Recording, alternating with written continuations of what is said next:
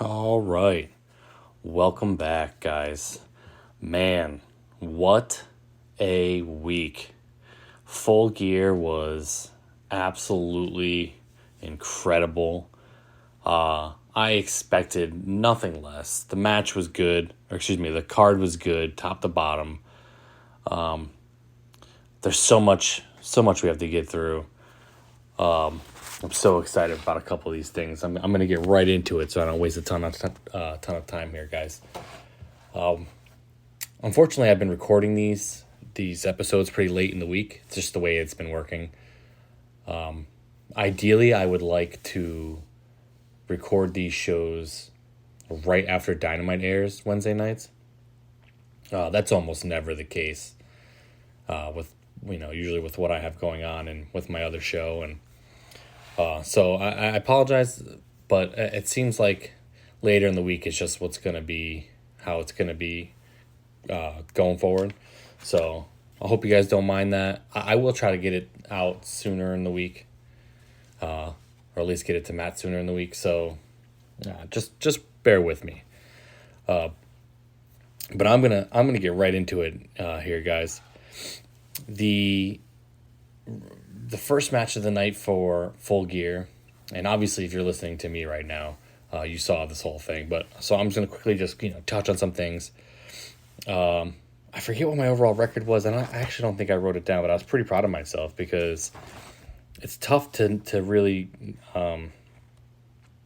nail down, the predictions. Like, it's really tough to get like most of them right a lot of times. Wrestling can be pretty predictable, but in this case, it was, at least as AEW is concerned, it's a bit more difficult. But the first match of the night was Luchasaurus and Jungle Boy. And Jungle Boy was busted open early in this one. I felt like Luchasaurus dominated for most of this. The table spot in this was with Jungle Boy jumping off the top of the cage. It was off. I struggle to use the word botched. It was just off. It's a tough spot. Jungle Boy won. I thought for sure Luchasaurus was going to win this. I was off to a rough start, 0-1 on the night. But Jungle Boy, he needed that one. He needed that win. Next was Death Triangle versus the Elite. I was giddy, guys. I mean, it is no surprise that this is the match I was most looking forward to.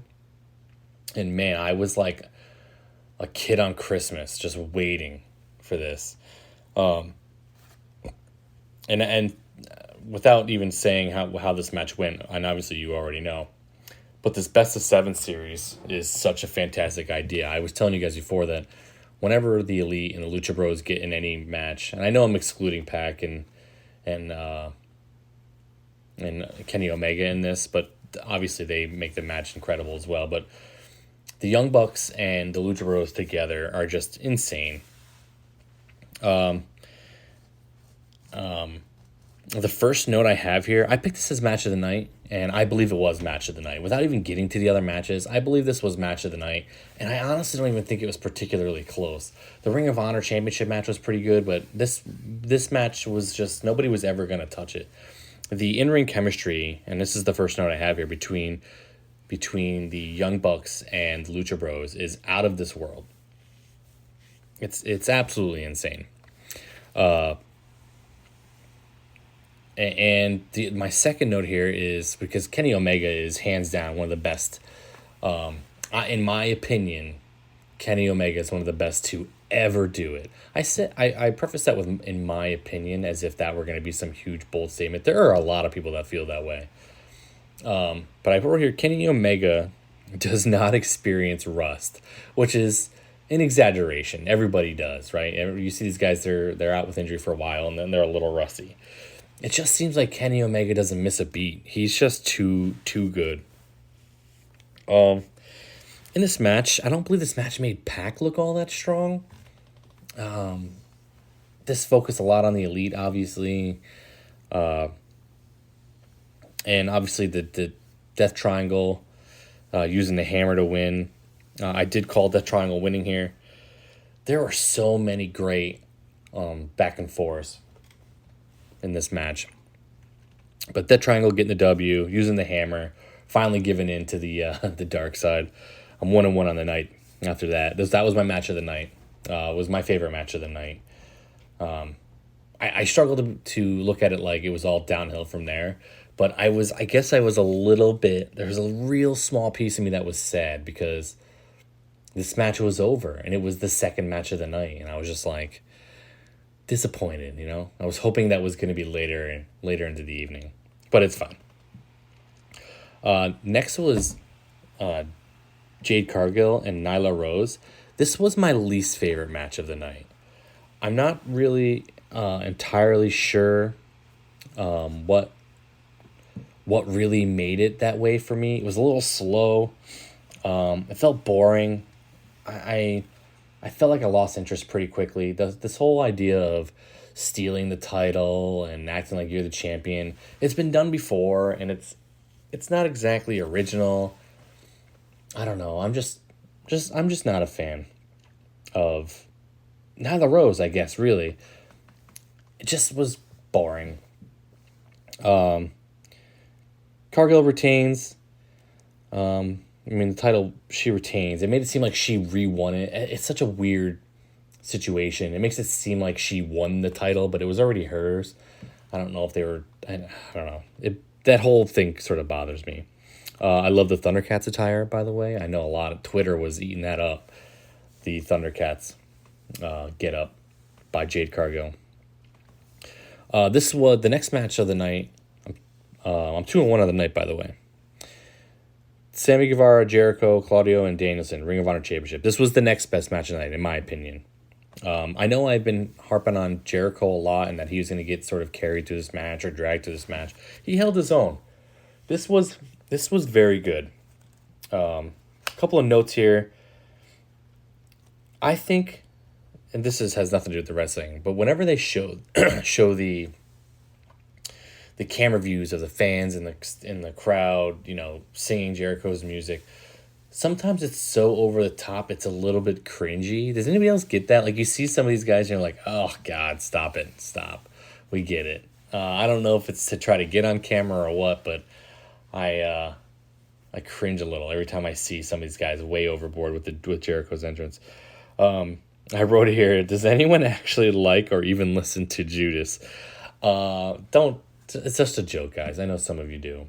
And for Sammy G is a star, he's got this baby face about him, so it makes it seem like he's younger and maybe a little bit inexperienced. I read an article not too long ago that painted Sammy G in this way that's like he's got so much to learn. I'm thinking to myself, like, I'm sure he does have a ton he could learn, but the dude's been around and he's very, very good.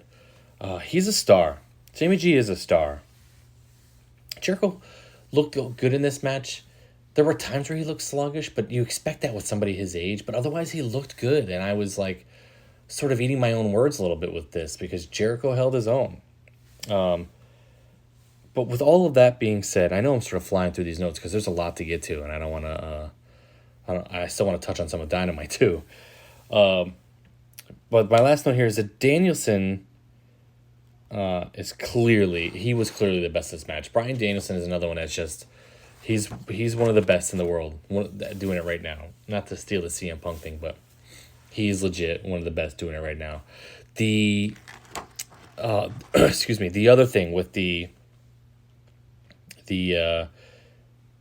Death Triangle versus the Elite, I forgot to mention this. There were some explicit chants from the crowd, some FCM Punk chants, I actually tweeted out, sorry, I'm all over the place, guys. I tweeted out, this is a funny reminder of how quickly a fan base who begged for you to come back can turn on you. That wasn't a stab at like AEW fans or any particular fan. Just this business can be so fickle that within a span of a year or so, you could have the biggest pop in years, and within 1 year have the crowd chanting, you know, F you, because of, you know, some backstage drama. Just very stark contrast. And another match that fell really short for me, and there's a reason for it though, was Saraya and Britt Baker. Saraya is very rusty. I know Twitter was all over her and telling, and her praise, and it is a great story that she's back. But it doesn't mean that we can't acknowledge that she did not look very good. I'm certain that has a lot to do with the idea that she was probably only cleared, when she debuted. And the ring rust will be shed. I'm certain of it because Saraya is too good for that. But it's okay to acknowledge that she just did not look good without making this seem like we're hating on Saraya. It's to be expected.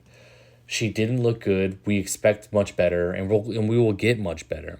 Britt Baker was awesome here and putting over Saraya. I think you could see Saraya, saying, giving her the thank you after the match, or after the pin. This was a great spot, really heartwarming stuff. I don't want to be too much of a Debbie Downer because I almost expected this, but this was one of the lesser matches of the night for me. And I'm 4-1 on the night now, if you're keeping score at home. I am 4-1. Next was Samoa Joe, Wardlow, and Powerhouse Hobbs. According to Twitter, a lot of people didn't see this coming. This was either or Wardlow retains or a Powerhouse Hobbs. I don't know that I expected Powerhouse Hobbs to win. I for sure thought Wardlow was going to retain. But Samoa Joe would have been the least likely of all the options if you made me, rank them. I didn't see that coming. I guess that's what makes it so great is that, you just didn't, it's not an outcome you saw coming. Wardlow is, I have wrote here, Wardlow is so protected. You can see that AEW's got big plans for him, and just the growth that he's had in a short amount of time.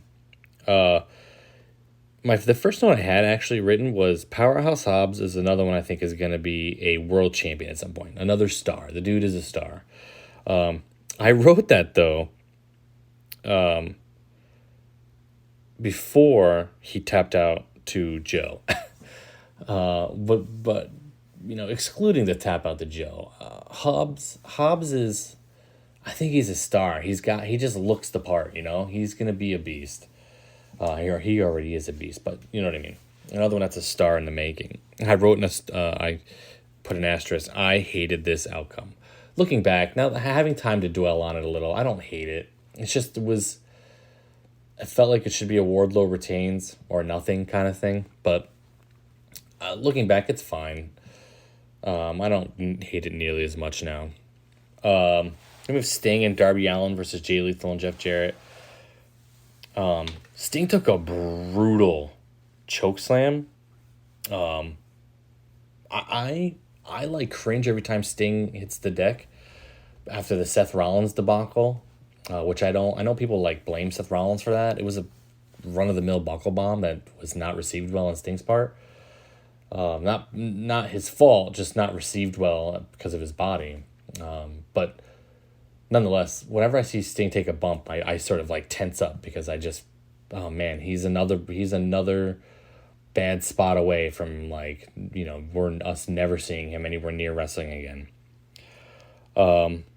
With that being said, though, I also wrote here this Sting bumps very well for his age, and you know who else did? For the most part, was Ric Flair. That man is ancient. He doesn't do it anymore, but he is ancient, and he was taking bumps.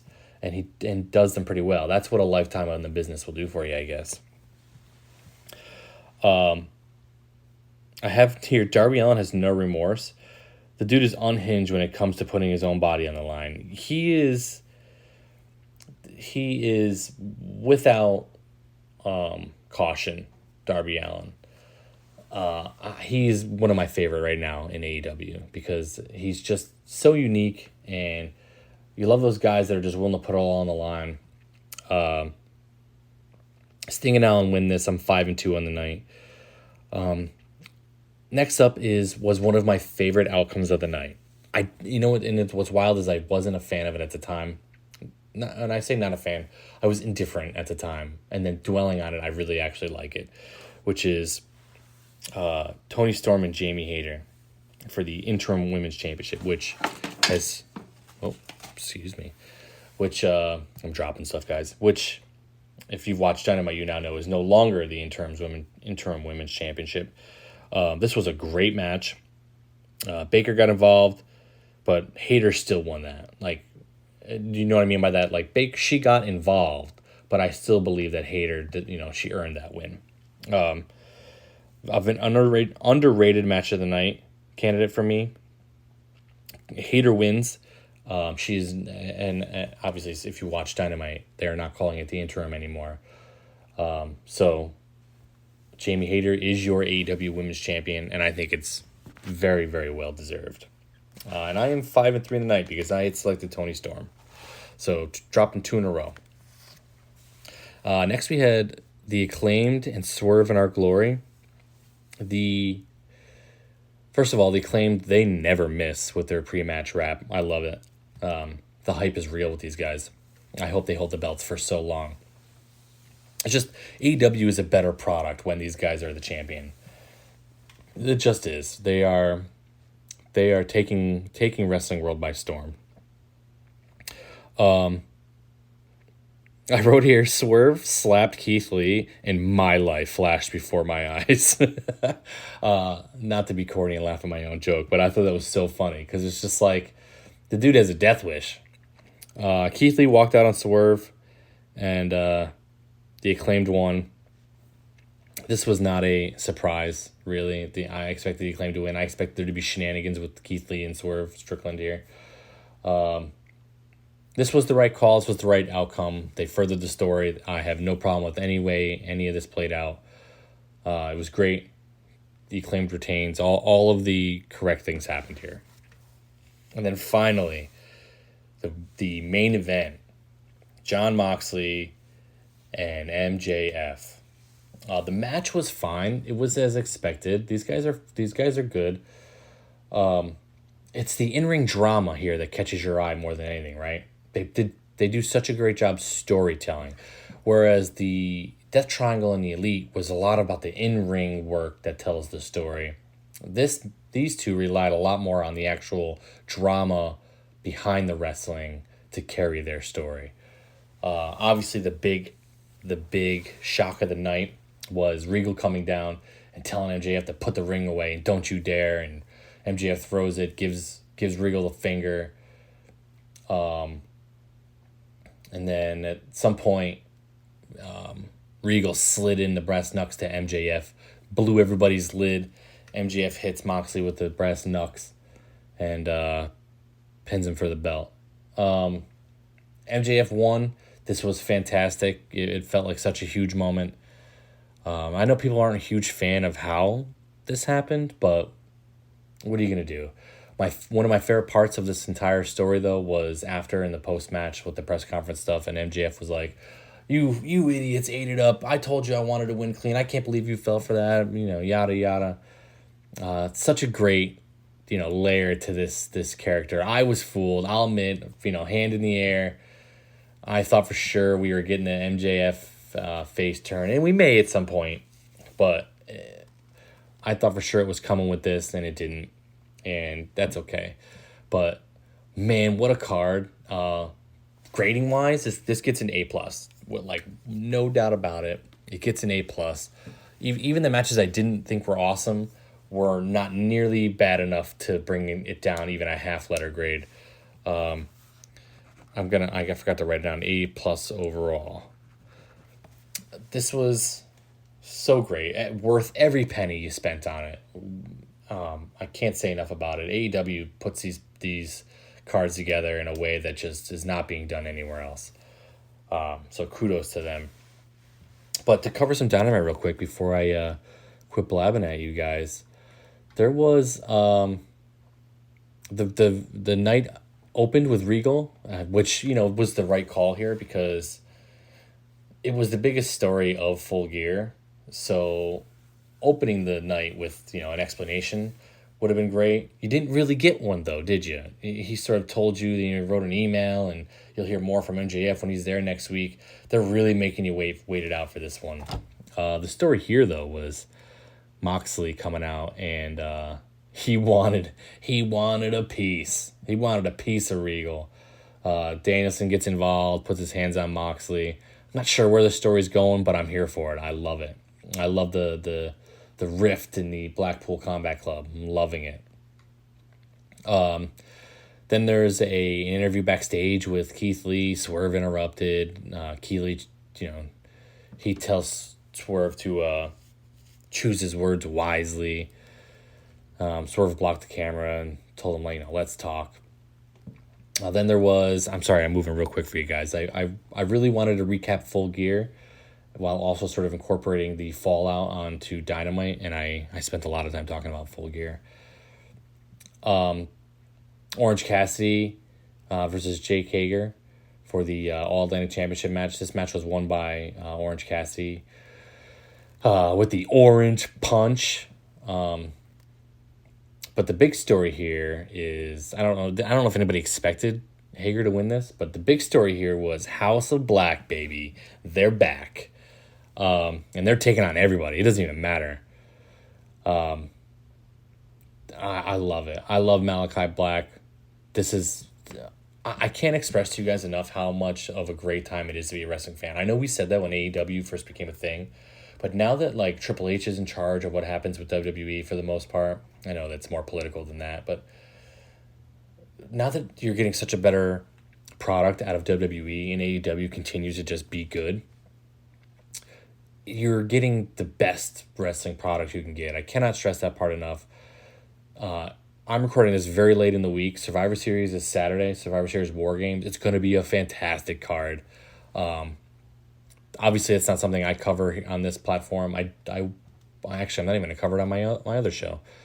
We got a lot of football things happening, but obviously with the WWE podcast here, you get your fix on all things WWE and Survivor Series. But my point is, with the quality of content you're getting between all of the wrestling promotions, and that includes Ring of Honor, which I know is now under the umbrella of AEW, but still, there's so many good things happening.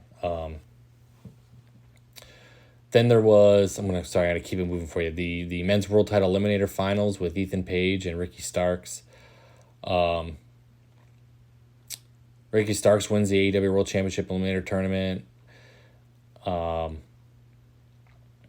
After footage was shown from Sunday Night in Miami when TBS champion Jade Cargill came face-to-face with rap star Bow Wow, Renee Paquette interviewed TBS champion Jade Cargill and the baddies backstage. Sorry, I know I read that off the thing. But Jade said there would be a celebration next week in honor of retrieving her TBS championship. I hate that she even had to do that. Smart Mark Sterling served papers to Kara Hogan, relieving her of her duties as a baddie. Then we went right into the best of 7 series. This is one of the best things happening in wrestling right now. Sorry, I wanted to skip right over to this. The idea that they made this the best of 7 series tells you that I'm not crazy, and I know that you didn't think I was anyway, but with how good these guys are together, having them do a best of 7 series is just amazing. So I want to talk about a few different possible outcomes with this, right? And one of them I think it's more likely, not the most likely outcome, but more likely than we give it credit for, is that Death Triangle sweeps. And that sounds insane, but hear me out, okay? Imagine for a moment that you get 4 straight unbelievable matches. Would you really be so upset if Death Triangle won? Think about how insanely strong Death Triangle looks if they sweep the Elite. And then obviously there'd be this backswing of the bounce back for the Elite, and they'd go on some insane win streak. You would get that part of it. So it would be okay. If any group can overcome a sweep, it's the Elite. So don't count that potential outcome out. What I think is probably the likeliest of outcomes is Death Triangle wins one more. Death Triangle won this second one to go up 2-0. And I know I'm jumping around on you again. I'm scatterbrained. Death Triangle, I expect to win the next one, go up 3-0. Then I expect the Elite to come back 3 straight, to have it tied at 6, to have the blow-off number 7 at whatever event they do, is what I expect to happen, in which case the Elite will probably win the Trios Championship, which I'm down for. There are very few outcomes here I'm not going to be okay with. But I just wanted to talk about that quick because I'm so excited for that. I know I jumped around a bit, and I apologize that I ran through things. I didn't spend a lot of time on stuff. I have about 30 minutes to talk to you guys. I do appreciate you coming back and listening to me each week, for those of you who are. And hey, let me know if if you didn't like any of the things I said. I love to go back and forth. If those of you who follow me, I love to go back and forth with people. But if you're listening to this, I want you to tweet at me your favorite Young Bucks rivalry. It doesn't have to be AEW specific. Just tweet at me your favorite Young Bucks rivalry. And if you have a specific match, card, pay-per-view, shoot me that link as well in the tweet, because I'll go back and I'll watch. I'm never above watching, going back and watching old matches. And so I'll leave you with this. Go back, and I know this isn't AEW related, but go back and watch the NXT TakeOver. I'm doing a terrible job of this. The NXT TakeOver of Shinsuke Nakamura and Sami Zayn. That is one of the most incredible matches I've ever seen. And those of you who immediately had that light bulb go off when I said that, you know what I'm talking about. I can't remember which TakeOver it was. And maybe one of you guys can refresh my memory. But that's my homework for you guys. You guys give me some too. Shoot me your favorite Young Bucks rivalry or match, or series rather. I'd love to go back and watch them. For those of you who don't know this about me, I think I said this when I first did a show. I'm a huge Philadelphia Eagles fan. I will be in attendance this weekend, Sunday Night Football, going to Philly. But me and a couple of my friends, my brother, also an Eagles fan, and a couple of our friends are mixed Eagles Packers fans, and we got a bunch of tickets for Sunday Night Football. So we're headed to Philly this weekend on Saturday, and we're going to be there Sunday night for the game. So go Birds. And I'm out of here. Thanks for listening to me, guys. I really appreciate it. Talk to you next week. Later. Thanks for listening to the WWE Podcast. Don't forget to subscribe on your favorite podcast app so you don't miss a show, or head to WWEpodcast.com. And for all of these shows ad-free, head over to patreon.com/WWE Podcast. Until then, we'll see you next time.